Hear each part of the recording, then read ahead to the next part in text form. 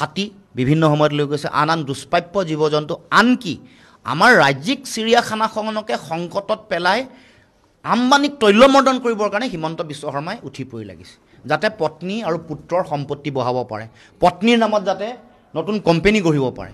এই কামটোৰ কাৰণে নিজৰ ব্যক্তিগত স্বাৰ্থ সিদ্ধিৰ কাৰণে জাতীয় সম্পদ এনেকৈ বিক্ৰী কৰিছে, লুণ্ঠন কৰিছে হিমন্ত বিশ্ব শৰ্মাই।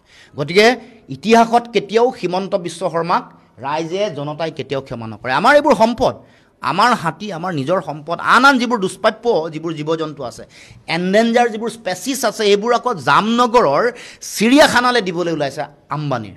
গতিকে এইবোৰ জাতীয় সম্পদ লুণ্ঠন কৰিছে, বিক্ৰী কৰিছে, আৰু হিমন্ত বিশ্ব শৰ্মাৰ নিজৰ ব্যক্তিগত স্বাৰ্থৰ কাৰণে। ৰিলায়েন্সৰ পৰা আমাৰ অসমৰ কোনো লাভ হোৱা নাই। কি লাভ হৈছে? কোনো ধৰণৰ তেনেকুৱা ইয়াত কোনো মানে বিনিয়োগো তেওঁলোকে কৰা নাই বিশেষ। যি কৰিছে কেৱল মাত্ৰ লুণ্ঠনহে কৰিছে। আদানীয়ে আমাৰ ৰাজহুৱা খণ্ডৰ উদ্যোগ